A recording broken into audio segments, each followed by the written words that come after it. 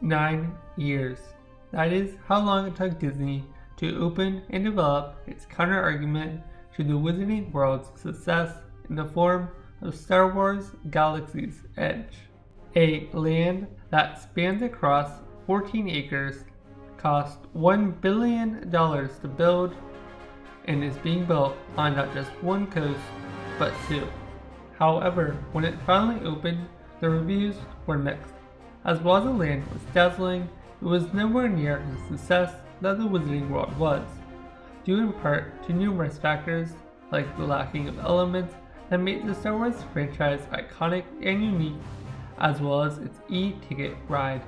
To get a better understanding of what happened, let's break down the problems of the land, if and how they could be fixed, areas in which the land succeeds, and how it all compares to the Wizarding World. One of the more obvious areas in which the land departs from the film is the lack of aliens and droids that are roaming across the land. And while they do try to make up for it by having some of these characters via animatronics hidden throughout different areas of the land in the background, like in shops, it is not near the same kinetic energy aspect that you would get with them roaming across the land. And while I could excuse the droids for not roaming around the land due to the whole crowding issues with Galaxy's Edge, the same cannot be said for the aliens, as there really is no excuse, especially when considered that the land has roaming characters. However, these characters are unfortunately not alien-like and tend to be more well-known figures in the Star Wars universe, all of which are hidden behind masks or have human-like features. Speaking of the characters, you may have noticed that they're not from the original trilogy, and are instead based on Disney's spin-off trilogy, a trilogy that did not even have its first movie premiere when the land was announced. This is something that I will tackle more in depth later on in the video. As for the only roaming character that was not from this new trilogy, it was an original character created by Imagineers, a character that, you guessed it, had human features instead of being alien-like. This is a huge letdown and a wasted opportunity, especially when you consider that Disney already has a fleet of created Star Wars characters that were alien-like and have made appearances in the park.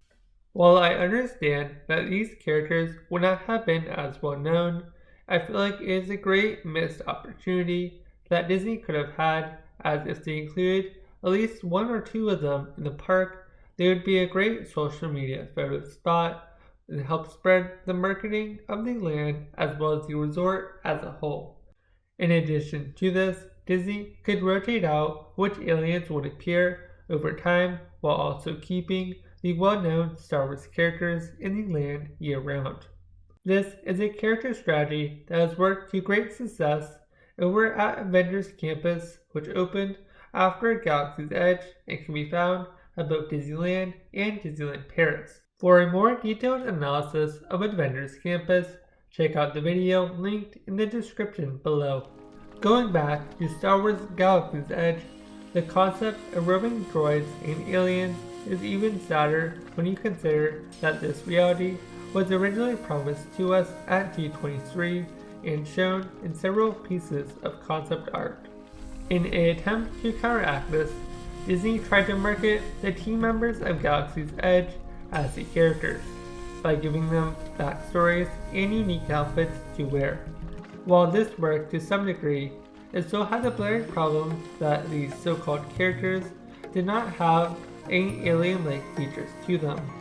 A problem that could simply be solved by having a few of the team members wearing simple prosthetics to give them a slight alien vibe. However, this solution was extremely unlikely given that the main reason behind the acts of aliens in Star Wars Galaxy's Edge as roaming characters came down to money. You see, unlike the Wizarding World, which spared no expense, Galaxy's Edge definitely had a budget constraint. This restraint affected numerous areas of the land that were originally promised and shown in concept art, like a sit-down restaurant, a third attraction in having different iterations of Smugglers Run. The latter of these offerings are definitely a missed opportunity and are lacking in the land today, as the third attraction, which would have guests riding aboard a creature, would be a great way to add alien vibes and connect energy into the land, the energy that is definitely missing. As for Smugglers Run, which was originally planned to have different missions, would have been a great way to add some more re-rideability to the ride. That said though, what was implemented into the ride was done extremely well, something I will get into in a little bit. But before talking about that, I would like to focus on how this aspect of having different missions is still possible today, because the ride is mostly screen-based and would simply require a little bit of money and reprogramming of certain aspects of the ride. It could easily be done in the future as an addition if Disney wanted to, similar to what they have done with Star Tours. Going back to the ride, some areas that definitely stand out is a clever way that they give guests the illusion of going in and exiting the same cockpit, despite there actually being several different cockpits on numerous carousels. In addition to this, depending on how well you did during the ride, your exit hallway will be different to reflect the damage that was done to the Falcon. After exiting the ride, you will find yourself back in Batuu, where Imagineers did another wonderful thing, as they really spent a lot of time and details in regards to the architecture, as well as little props spread throughout the land. As for the land itself, Batuu was created entirely by Imagineers and was not a previous well-known area or planet of the Star Wars universe. A major detour from the Wizarding World's success, which lies on well-known areas of the franchise instead of trying to create something entirely new. This land was not entirely new though, as they chose to pick and put down different areas of the franchise into the land, with the most noticeable being the Millennium Falcon and the characters from the new Trilogy. This is a business decision that doesn't quite make sense and was a big and risky one to make, with each land costing $1 billion. In regards to the cost, I find it baffling that Disney managed to spend so much money on a single land, instead of splitting it up between multiple different projects, and which could have had a greater return on its investment. In addition to this, it is also baffling when you consider how much more Disney managed to spend on its immersive land than its competitor Universal did, with still getting the same amount of success, if not more. An instance of this is comparing the cost of the Wizarding World to that of Galaxy's Edge, as it took Universal an estimated $265 million when they transformed part of the Lost Continent into the Wizarding World, and $500 million when they build one from the ground up. Another prime example of just how far $1 billion could have gone is that Universal is currently building Epic Universe, a whole theme park that is expected to cost around $1 billion. Outside of money, Disney also wasted a lot of time before they finally built a fully immersive land that was to the scale of the Wizarding World. That said though, Disney did try their hands at an immersive concept like the Wizarding World in a smaller scale in the form of Pandora: The World of Avatar back in 2017. However, in the form of the true scale of the Wizarding World, it wasn't until 9 years later, with the opening of Galaxy's Edge, that Disney truly had their counter-argument to the Wizarding World. During this time, Universal used it to help catch up and gain market share in the theme park industry, as by the time Galaxy's Edge opened, they had 3 versions of Hogsmeade spread across the world, a new themed land based on the Wizarding World in the form of Diagon Alley, and were about to open the massively complicated, huge, and themed roller coaster Hagrid's Magical Creature Motorbike Adventure. Speaking of openings, when Galaxy's Edge did finally open to the public, it did not open up all at once. Instead, its major anchor attraction, Rise of the Resistance, didn't open up until months later, and in terms of the Disneyland Resort, didn't open until the beginning of the next year. This acts like a double-edged sword. As while it does help ticket sales, it reduces the initial impression that the land would have with both guests and media coverage. When this ride did finally open, it was a great success, as not only did it help the land feel full, the ride itself was extremely impressive and easily the standout feature of the land, as it combined numerous pre-shows and different elements, all topped off by an impressive and complicated trackless dark ride. If you would like to see an in-depth analysis and breakdown of this ride, or are simply enjoying this video so far, consider leaving a like on this video, as if it gets 25 likes, I will make a video detailing an in-depth review and analysis of Star Wars Rise of the Resistance. Like the ride, Galaxy's Edge also had a media preview and event to focus on highlighting the aspects of the land, one of which was an impressive lightsaber duel and battle that spread across the land, a feature that is a no-brainer to anyone building or dreaming of a Star Wars land, an iconic part of the Star Wars franchise. However, this impressive stunt show did not last long, as none of the guests that experienced Star Wars Galaxy's Edge ever got to experience, as it was only done one night for the media coverage and exclusive events. This is a sick form of marketing, as by having it exclusive to the media event, it gives the guests that see the media coverage of it the false perception of an item of Galaxy's Edge, only to find out that it does not exist after they have purchased their tickets to the park. What makes this concept even more baffling for Disney is that they had the same negative guest reaction when they made the flying dragon that would breathe fire exclusive to the media coverage event of New Fantasyland. Going back to Galaxy's Edge,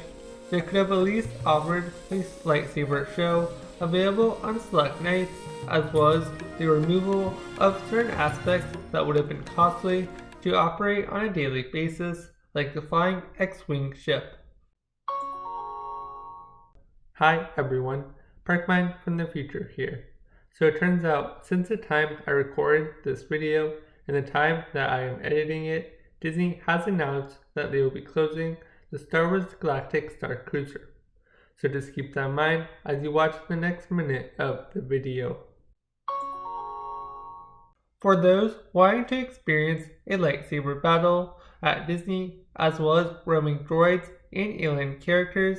you still can, but would need to fork up $5,000 to experience the Star Wars Galactic Starcruiser, a multi-day experience that is also home to other aspects of Galaxy's Edge that were cut due to budget reasons. While this experience does cater to the more wealthy theme park guests at Disney World, it is a great marketing move on Disney's part to encourage guests if they really want to experience these Star Wars aspects, but does unfortunately eliminate most of the guests at the resort. At the same time though, it will be curious to see how this experiment plays out over time, given that right now the amount of demand for the product has drastically decreased since its opening, and I wonder if it could eventually be added on to Hollywood studios, similar to what the Hogwarts Express does over at Universal Orlando, in which it is available to most guests but has a slight increase, as in order to board the Hogwarts Express you need to have a park hopper ticket. In addition to this, if this experience were to be added to Hollywood studios, it would not only be a great way to add capacity to the park, but allow the unique option to stay the night in the park. For those wondering why Disney chose to close the experience instead of reimagining it or retheming it, it was most likely that Disney saw more value in having it as a tax write-off instead of spending more money to try and save it.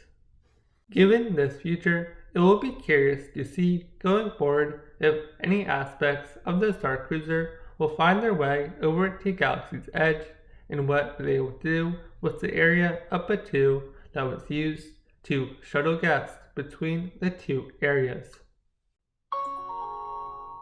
Another aspect in which the Wizarding World does to great success is its famous drink of Butterbeer, a well-known drink in the franchise. However, the same cannot be said over at Galaxy's Edge with their famous blue milk. As while the drink is famous in the franchise, Disney was not able to capitalize on the same success that the Wizarding World had, despite also offering it in the land, a reality that is due in part to the execution of the drink not being as well done as Butterbeer was. Not all of the drinks at Galaxy's Edge were a flop, as they are able to successfully transform Coke and its products into a version that would be sold on the 2. This version would consist of unique aspects to it, as well as have a higher price tag. Over at Olga's Cantina, you would find a bar in the Star Wars universe that was done extremely well and actually felt like a Star Wars bar, including an animatronic DJ from the defunct version of Star Tours. Other slight upcharge experiences of Galaxy's Edge that were also done extremely well and remain popular to this day are the droid version of Butterbeer and a lightsaber building experience. This is a result that Disney is definitely proud of and helped contribute to the land's success in Disney's eyes. Unfortunately for Disney, unlike Butterbeer, the price elasticity of the lightsaber and droid experiences is not the same, as unlike the Butterbeer counterpart at Universal Orlando and the Wand aspect as well, the droid and lightsaber experience have both had failed price increases, which resulted in the price going back down. At the same time though, add-ons to these experiences have resulted in good price elasticity, as they have been able to successfully increase the price of both the Kyber crystals and droid character chips. Going back to the land as a whole, one last problem that the land faces was that they're built at the same time, not allowing for one land to build and learn upon the experiences of building the first one. In addition to this, it also does not allow for one land to have an exclusive aspect to it before it comes to the other coasts. Overall, Galaxy's Edge and the Imagineers and teams behind them did a great job on executing on most aspects of Galaxy's Edge and dealing with what they were given and coming up with solutions to that.